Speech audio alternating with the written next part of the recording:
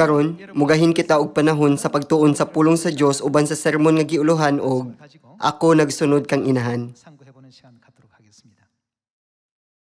Dili kini usa ka klase sa astronomiya apan atong hisgutan ang geocentric theory ug ang heliocentric theory sa kadali. Ang geocentric theory kay usa ka theory nga gibase sa pagtuo nga ang yuta usa ka stationary nga planeta ug uban pang mga planeta sa atong solar system sama sa Mercury, Venus, Jupiter ug Saturn nagpalibot niini. Kini nga geocentric theory gibase sa pagtuo nga ang yuta naglihok ug ang ubang mga planeta naglihok libot sa yuta. Gisystemize sa usa ka astronomo nga ginganlang og Ptolemy sa mga AD 150. Sa gibana-bana nga yugto nga usa ka libo ug 400 ka tuig, ang mga tawo nagunahuna nga ang yuta anaa sa sentro sa universo. Nagtuo sila nga ang tanan nga mga planeta ingon man ang solar system naglihok libot sa yuta. Apan, ang mga eskolar nga namugos sa heliocentric theory nagsugod sa pagpakita sama sa gipasabot sa pulong nga heliocentric. Kini usa ka teorya nga gibase sa pagtuo nga ang yuta wala naghunong apan naglihok. Ug ang tanang ubang mga planeta sa solar system sama sa Mercury, Venus, Earth, Mars, Jupiter ug Saturn naglihok libot sa adlaw nga nagpasabot nga ang adlaw anaa sa sentro sa universo. Dili gayud sayon alang sa heliocentric theory nga dawaton sa mga tawo niadtong panahona. Adunay daghan kaayong mga butang nga dili masabtan sa mga tawo kung ang yuta miluhok gayud. Ang mga tawo na nga tarungan nga nag-ingon ko ang yuta naglihok dili na kita makabarog og tarong. Giun sa kini sa mga eskolar pagpugos nga ang yuta mulihok kung kita nagbarog nga sama niini. Ang ilang teorya walay kahulugan. Dugang pa, kung ang yuta mulihok, kung atong ihulog ang usa ka butang sa hangin, kini mahimong mutugpa sa lahi nga lugar imbis nga mubalik sa parehas nga lugar. Kay naglihok kuno ang yuta niadtong higayuna. Apan, sa dihang atong ilabay ang usa ka butang kini mahulog balik sa diin kini gilabay. Busa unsaon la pag-angkon nga ang yuta kanunay nga naglihok. Niining paagi hadaghang mga eskolar ang kusgano ng himakak sa heliocentric theory. Apan, samtang niuswag ug nilambo ang siyensya, aduna kitay mga satellite nga makakuhag mga hulagway gikan sa kawanangan ug ipadala kini balikan nato dinhi sa yuta. Karon, nahibaloan nato nga ang yuta naglihok, dili ba? Dili ba kitang tanan nahibalo nga ang heliocentric theory mao ang husto nga teorya? Wala kita nagklase sa astronomiya karon. Ang akong gipasabot mao nga sa mga lisod kaayo alang sa mga tawo ang pagdawat bisan sa ingon nga kalibutanon nga kahibalo tungod kay kini bag-o. Masabtan nato nga daghang mga tawo ang naglisod sa pagdawat sa kamatuoran nga gihatag sa Dios niining panahona. Bisan tuod adunay daghang kaayong ebidensya nga napamatuod niini diha sa Biblia. Kini tungod kay gahi silag ulo sa pagkupot sa nangagi. Tungod nga ang usa ka tawo nga ginganlag Copernicus nagsistemize sa heliocentric theory sa ika-16 nga siglo. Daghang mga tawo ang nagunahuna nga si Copernicus ang unang tawo nga namugo sa heliocentrism. Apan, sa pagkatinuod, adunay usa ka eskolar nga nakamugna niini nga teorya sa unang higayon sa karaang Gresya sa mga ikatulo ug ikaupat nga siglo BC. Busa, si Copernicus masama sa tawo nga nagsistemize sa teorya. Dili ang unang tawo nga namugo sa heliocentrism. Sa dihang ang naunang teorya ang common nga pagtuo nga ang universo nagtuyok sa yuta. Giusab ngadto sa teorya nga ang yuta nagtuyok libot sa adlaw. Adunay daghang kalibog sa mga tawo. Ang mga tawo nagunahuna, tinuod ba kini? Walay paagi nga mapamatud-an nga heliocentric theory niadtong panahona. Apan, samtang ang mga tawo sama ni Galileo naghimog mga teleskopyo ug nagtuon sa mga lihok sa celestial nga mga butang, kini nga mga lihok mas tukma nga naobserbahan. Kaysa sa dihang mga tawo nagtan-aw niini pinaagi silang mga mata lamang. Heliocentrism, ang yuta nagtuyok sa adlaw, nagsugod sa pag-angkon og suporta sa mga tawo. Dugang pa, adunay usa ka siyentista nga ginganlag og Kepler nga nagsistemize sa teorya ni Copernicus pinaagi sa tulo ka balaod. Human madiskubrihi ni Kepler kining tulo ka balaod na sinati niya ang lalom nga kalamdagan. Samtang nagtanaw siya sa teritoryo sa Dios sa kawanangan, nga wala pa gani damha sa katawhan nga duulon,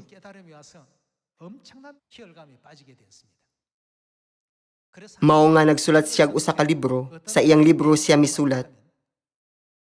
Bisan kini basahon sa mga tawo karon o sa umaabot walay kalainan.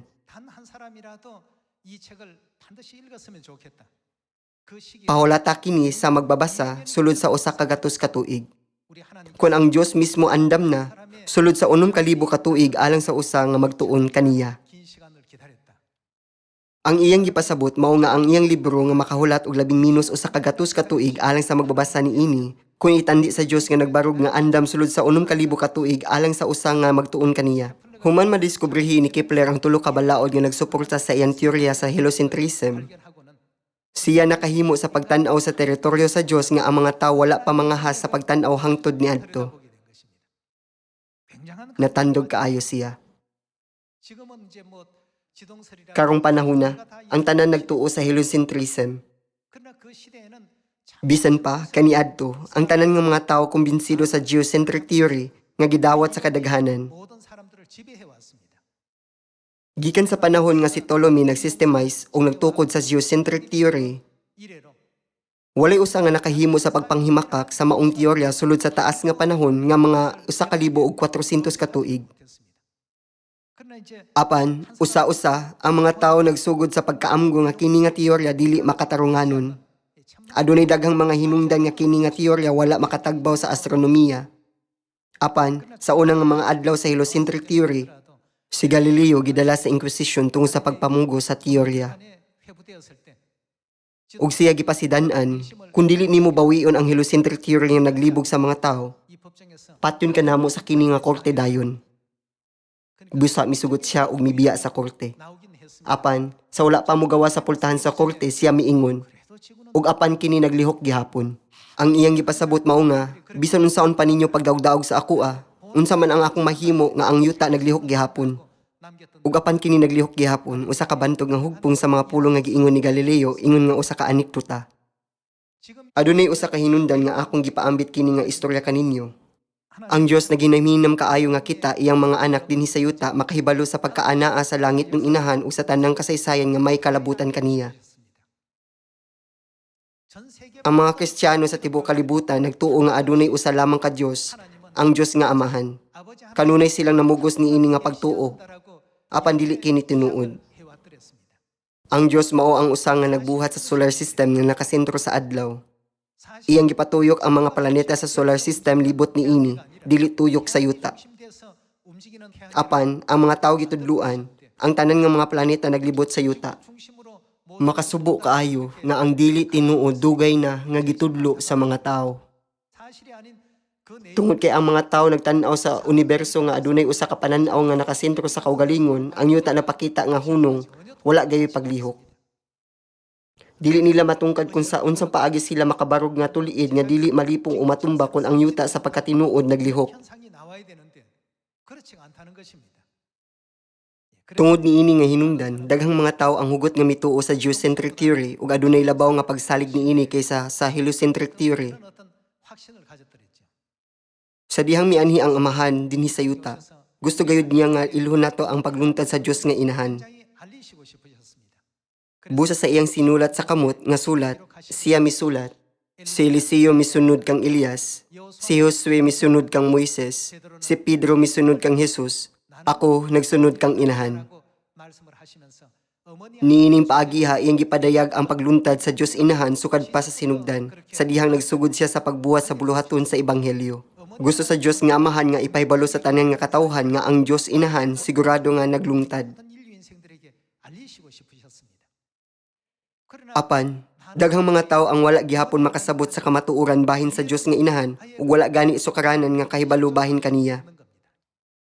Samtang ang bag-ong mga nadiskubrihan sa siyensya sama sa Newton's law sa universal gravitation girepresentar isip ebidensya sa mga tawo. Karon kini nga mga nadiskubrihan giisip nga sukaranan nga kahibalo, ang resulta daghang mga tawo ang nagtuo nga gibitay ang kalibutan sa kawanangan ug nasabtan sa husto nga ang bahin sa heliocentric theory nga usa ka kamatuoran. Hangtod bag-o lang nagsugod ang mga tawo nga himpit nga masabtan og nadawat ang kamatuoran. Nga gibitay ang kalibutan sa kawanangan nga dili mahulog. Tungod kay adunay gravitational nga pwersa. Sa iyang libro, The Harmony of the World, gisulat ni Kepler, nindot kaayo kung adunay bisan usa ka tawo nga makabasa ug makatuon niini nga libro. Bisan pa, dili ko gusto nga magdesisyon sa oras. Ang Dios mismo nag-andam na sulod sa 6,000 ka tuig alang sa usa nga magtuon kaniya, dili ba? Busa, dili igsapayan kung unsa kadugay kini. Pahulata kini sa magbabasa niini sulod sa usa ka gatos ka tuig. Kitang tanan, pinaagi sa pagtudlo sa tanang katawhan sa kamatuoran mahitungod sa langit ng inahan, o nagpamatuod mahitungod kaniya isip usa ka saksi, ang langit ng amahan karon nagtultol kanila gikan sa sayop nga dalan ngadto sa husto nga dalan sa kinabuhi. Sa Biblia, sukad sa panahon sa paglalang, ang Dios nagpukaw na kanato sa kamatuoran. Nga ang Dios nga amahan ug ang Dios nga inahan milalang sa katawhan ug sa tanang butang. Apan, daghang mga iskolar sa Biblia ang wala makaamgo sa kamatuoran bahin sa Dios nga inahan. Bisag unsa pa sila kabug-os nagtuon o nagsusi sa kasulatan. Nagkupot sila sa ilang gitakdang mga ideya o nagdumili sa pagbiya sa kahibalo nga naa nila. Atong tan-awon una ang pipila ka mga bersikulo sa libro ni Job ug tun-an ang mga kamatuoran mahitungod sa sermon nga giulohan og ako nagsunod kang inahan. Sa Job kapitulo 26 bersikulo 7 kini nahisulat. Gihikyad sa Dios ang amihan ng langit ug gibitay niya, pasabot ang Dios ang kalibutan sa kawanangan. Dinhi, klaro natong makita nga nahisulat kini sa Biblia nga gibitay sa Dios ang kalibutan sa kawanangan. Ang libro ni Job gisulat mga 1,500 BC.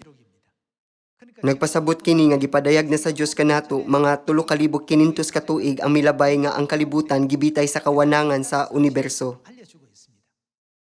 Apan, tungod sa siyentipikanhong kahibalo, niadtong mga adlaw, ang mga tao dili makasabot sa kamatuoran nga ang kalibutan gibitay sa kawanangan. Bisan pa kung sila nakakita niini nga record sa daghang mga higayon, gatusan ka mga higayon o gani libuan ka mga higayon.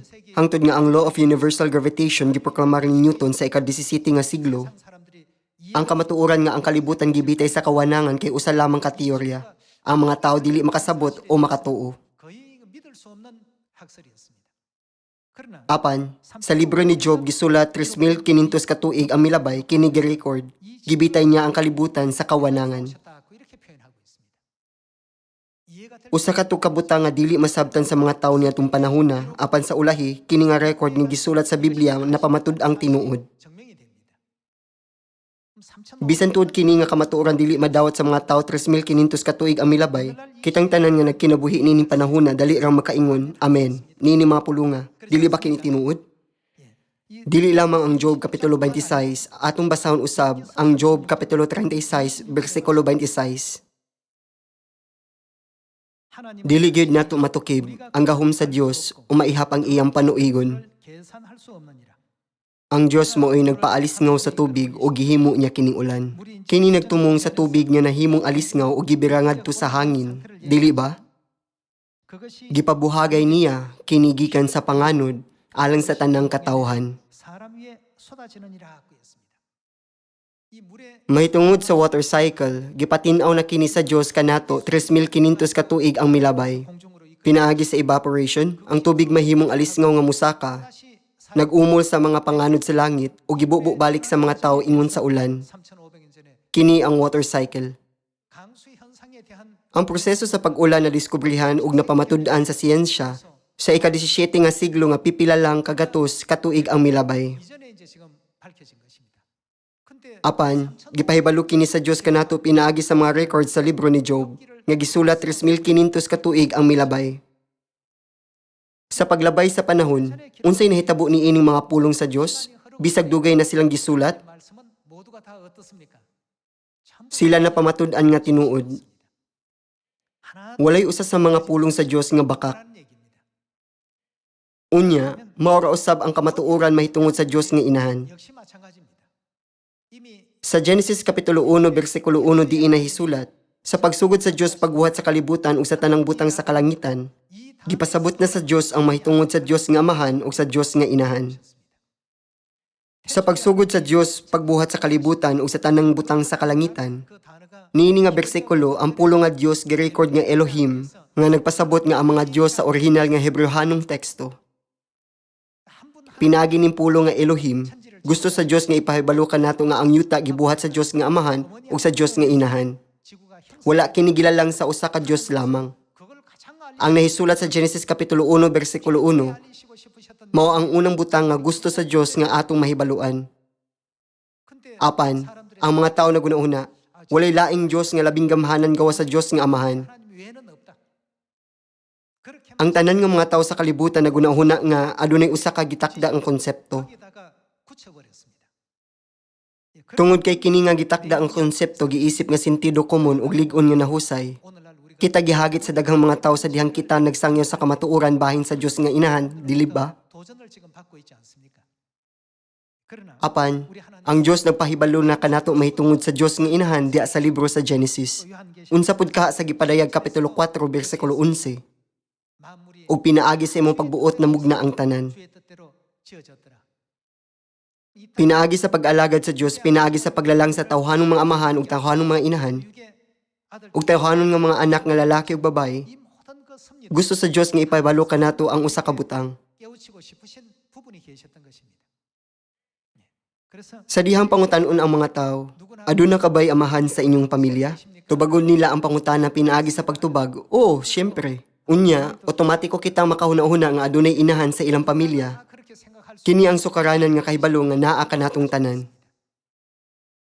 Wala ba ang Dios nagpahibalo kanato nga adunay langit ng amahan sa langit sa mga adunay tawhanong mga amahan dinhi sa yuta? Ug nga adunay langit ng inahan sa langit ng pamilya sa mga adunay mga inahan sa mga pamilya dinhi sa yuta? Pinaagi sa pagpahibalo kanato nga ang ania sa yuta usa ka kopya og anino sa unsay atua sa langit. Sa dihang ang langit ng amahan miani sa yuta niining panahona sa balaang espiritu, ang gusto niya nga atong mahibaluan mao ang kamatuoran mahitungod sa langit ng inahan.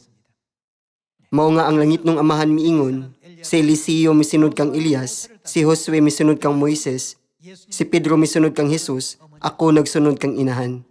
Siya miingon, kung nakaila ka kanako, mahimo nimong mahimamat ang inahan. Makaamgo ka kaniya. Ang gipasabot sa langit ng amahan mao nga kita kinahanglan nga mosunod lamang sa langit ng inahan bisan asa siya moadto. Kung atong naamguhan ang sekreto sa kamatuoran mahitungod sa langit ng inahan nga dugay nang gitago sa 66 ka libro sa Biblia. Ang Biblia nagpahibalo kanato nga siya mao ang dalan paingon sa walay katapusang giharian sa langit. Sa dihang nadiskubrihan ni Kepler ang tulo ka balaod, iyang naamguhan ang teritoryo sa Dios nga walay nakakita hangtod niadtong panahona. Wala siya mahibalo kung unsay iyang buhaton kay gibati niya ang tumang kadasig ug kahinam. Karon, ang heliocentrism ba nga usa ka makapahinam nga konsepto? Karon, nahimo na nga sentido komon tungod kay ang tanan nahibal-an bahin niini sukad nga sila gagmay pa. Ingon usab, dili ba kini ang hinungdan ngano ang Dios miingon sa libro ni Jeremias? Sa katapusang mga adlaw, ang matag usa sa kamatuoran sa bag-ong kasabutan, gikan sa gagmayng mga bata hangtod sa mga hamtong makaila sa Dios, na dili na kinahanglang tudluan pa sila nga makaila sa Dios. Dili ba ang Biblia nag-ingon nga moabot ang mga adlaw nga bug-os natong masabtan ang paglungtad sa Dios? Atong ablihan ang gipadayag Kapitulo 22, versikulo 17, kini nag-ingon. Ang espiritu ug ang pangasawunon miingon dali nga ri, ug ang tanang nakadungog paing na usab dali nga ri. Duol ka mong giuhaw katong may gusto inom sa walay bayad nga tubig nga naghatag sa kinabuhi. Ako, si Juan, nagpasidaan sa tanang nakabati sa mga propesiya nga ani-anining libruha, ang magdugang niini dungangan usab sa Dios ang ipahamtam kanila nga mga katalagman, nagihisgutan niining libruha, ug ang magkuha sa mga panagna nga ani adinhi kuhaan usab sa Dios ang iyang bahin, sa kahoy nga naghatag sa kinabuhi ug ang iyang bahin sa balaang syudad, nagihisgutan dinhi niining libruha. Kinsa ang mga nagsulti ning mga pulunga? Ang tanang pagtulunan nga gihatag sa Dios sa katawhan, hingpit og tukma. Ang record nga gibitay sa Dios ang kalibutan sa kawanangan giisip nga usa ka sayop nga record sa panahon ni Job. Apan, karon atong makita nga ang kalibutan gibitay sa kawanangan. Ingon usab, kinsa pa ang naa sa Biblia kauban ang balaang espiritu, ang pangasaw-unon naa gayud sa Biblia. Busa, dili gud nato kuhaan ang bisan unsa gikan sa Biblia. Unsa pud kaha kun mudugang sa Biblia? Kinahanglan nga dili usab kita magdugang bisan unsa. Kini nahisulat, ang espiritu ug ang pangasaw-unon miingon dali nga ri. Kini nagpasabot nga ang espiritu nagsulti. Kinsa pa ang nagsulti uban sa espiritu? Ang pangasaw-unon nagasulti usab. Busa, ang pangasaw-unon mao ang atong Dios nga buhi. Unsang iyang ihatag kanato? Walay bisan kinsa nga makahatag kanato sa tubig sa kinabuhi. Kini usa ka butang nga ang Dios lamang ang makahatag. Ang Dios lamang ang makahimo niini nga buluhaton sa paghatag sa tubig sa kinabuhi. Kinsa ang naghimo niini nga buluhaton karon? Ang espiritu nagbuhat niini ingon man ang pangasaw-unon. Ang espiritu mao ang Dios nga Amahan sumala sa Trinity. Ang Dios nga Inahan nga mao ang pangasaw-unon sa Dios nga Amahan nagtawag og nagtigom usab sa iyang mga anak niining katapusang mga adlaw, dili ba? Tungod kay mao kini ang buot itudlo sa Dios kanato. Gibuhat sa Dios ang tanang butang sumala sa iyang kabubuton. Busa, kita kinahanglan nga makasabot nga ang Dios nga Inahan sa pagkatinuod ni lungtad pinaagi sa tanan nga mga binuhat. Bisan pa niana, ang Church of God mao lamang ang simbahan nga adunay kahibalo sa Dios nga Inahan. Walay simbahan nga ninkamot sa pagdawat niini nga pagtulun-an. Aron mahatagan ang tanang katawhan sa sukaranang kahibalo mahitungod sa Dios nga Inahan. Sa dihang gilalang sa Dios ang tanang butang, lakip ang mga tao og cute nga mga mananap sama sa mga kuneho. Wala ba siya naglalang og mga inahan, mga amahan, ug mga anak nga lalaki ug babae alang kanila? Dili ba iyang gidugtong silang tanan isip usa ka pamilya? Atong ablihan ang Genesis kapitulo 1 bersikulo 26.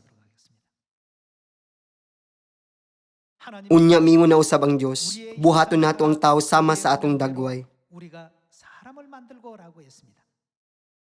Sumala niini nga bersikulo ang Dios tukma nga nag-ingon, buhaton nato ang tawo sama sa atong dagway. Ang Dios nagpahayag mahitungod sa iyang kaugalingon, buhaton nato ang tawo, dili buhaton ko ang tawo sa akong kaugalingon. Sumala sa Genesis kapitulo 1 bersikulo 1, ang magbubuhat nga Dios nga nagbuhat sa langit ug sa yuta sa sinugdanan mao ang Elohim. Ang Elohim nagpasabot nga mga Dios, ang plural nga porma sa Dios.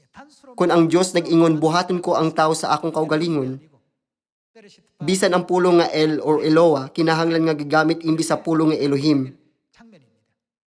Busa niini nga bersikulo, ang Dios tin-aw nga nagpakita kanato, nga kita adunay Dios nga Inahan, ingon man ang Dios nga Amahan. Ang geocentric theory na pugong sa paagi sa pagtanaw sa katawhan sa universo, ingon nag-unang pagtuo sulod sa mga 1,400 ka tuig. Apan ang kamatuoran nagsugod sa pagpadayag sa hinay-hinay. Ug karon wala nay mituo sa geocentric theory kay nahimo na nga karaan. Ang Dios nag-ingon lakaw ngadto sa Samaria ug ngadto sa kinatumyan sa yuta ug paghimog mga tinun-an sa tanang kanasuran. Unsa pa ang gisulti sa Dios nga atong buhaton? Siya miingon tudloi sila. Unsay angay natong itudlo kanila? Kinahanglan natong tuliron sila pinaagi sa pagpahibalo kanila sa ilang nahibaluan nga sayop ug pagtudlo kanila sa kamatuoran. Samara sa atong pagpadayon sa pagtudlo nga husto ang heliocentrism. Sa mga nagtuo sa geocentric theory. Sa mga nagatuo nga ang Dios nga Amahan lamang ang lungtad, kinahanglan natong isangyo nga aduna kitay Dios nga Inahan, ingon man ang Dios nga Amahan. Dili ba? Atong basahon pag-usab ang Genesis kapitulo 1 bersikulo 26. Unya mingon na usab ang Dios, buhaton nato ang tawo sama sa atong dagway. Sila mao'y magbuot sa mga isda, sa mga langgam, sa mga kahayupan, ug sa tanang ihalas nga mananap. Busa gibuhat sa Dios ang tawo, lalaki ug babayi sama sa iyang dagway.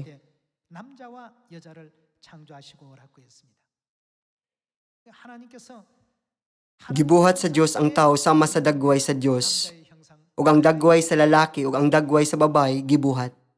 Unsa ang atong itawag sa lalaki nga dagway sa Dios? Gitawag nato siya nga Dios nga Amahan. Ang babayi gilalang usab sa dagway sa Dios. Unya unsa nga dagway sa Dios ang anaa usab sa dagway niya? Dili ba kini nagpamatuod nga ang Dios nga Inahan siguradong naglungtad usab? Ang Dios sa babae nga dagway mao ang Dios nga Inahan. Tungod ni ini nga rason sa dihang si Jesus miani sa yuta 2,000 kalibo katuig na ang milabay, iyang gipakita kanato nga kita adunay Dios nga amahan sa langit. Unya kanus ang mapadayag ang kamatuoran bahin sa Dios inahan. Kinahanglang ipadayag siya sa katapusang mga adlaw. Nga iyang gipakita kini pinaagi sa pagpadayag nga gihatag ngadto kang Juan, ang Dios nagtudlo kanato sa kamatuoran mahitungod sa Dios nga inahan, pinaagi sa pagpakita kanato nga ang espiritu kang pangasawunon modapit kanato sa pag-anhi. Kinahanglan natong himpit nga masabtan kini nga kamatuoran aron kita makaadto ug makatudlo sa Dios nga amahan ug ang Dios nga inahan sa tanang katawhan sa kalibutan. Lakaw ngadto sa tanang kanasuran ug mahimong akong mga saksi. Mao kini ang kabubuton sa atong Dios. Atong tan-awon ang papel ug misyon sa usa ka saksi sa Levitico kapitulo 5. Atong basahon ang Levitico kapitulo 5 bersikulo 1. Kung ang usa ka tawo magdumili sa pagsaksi bahin sa butang nga iyang nakita ug nasayaran, sumala niini nga bersikulo, kini nahisulat nga usa ka sala ang dili pagsaksi, mahitungod sa usa ka butang nga atong nakita o nakatunan. Nakasala siya o kinahanglan siyang silutan. Kini ang pagtulunan sa Biblia. Gitudluan kita sa Dios nga amahan, mahitungod sa Dios nga inahan. Ang tanang katawhan ug ang tanang simbahan niining kalibutana nagapugos sa ilang kaugalingong pagtuo nga adunay usa lamang ka Dios nga amahan. Apan, ang Dios nga amahan mismo mianhi niini nga yuta ug mitudlo kanatong tanan nga adunay langit ng inahan. Nagpamatuod siyang pagluntad sa tibok Biblia gikan sa Genesis kapitulo 1 hangtod sa Gipadayag kapitulo 22. Dugang pa, iya kitang gitudlo ingong iyang mga saksi nga iyang gipaabot sulod sa 6,000 katuig. Adunay mga saksi ni Jehova sa panahon sa amahan ug adunay mga saksi ni Hesus sa panahon sa anak. Unya, unsa man niining panahona sa balaang espiritu, gitudlo kita sa Dios nga mga saksi sa Espiritu Santo nga mao ang Dios nga amahan nga adunay bag-ong ngalan ug sa Dios nga inahan. Ang Dios nagsugo kanato, lakaw ug pagpamatuod mahitungod kanako. Busa isangyaw nato sa tanang katawhan sa kalibutan nga ang Dios inahan mianhi dinhi sa yuta. Ug nga siya nangulo sa katawhan ngadto sa walay katapusan nga kaluwasan ug sa walay katapusan nga gingharian sa langit. Pinaagi niini gusto na akong tapuson ang sermon kang adlaw. Daghang kaayong salamat.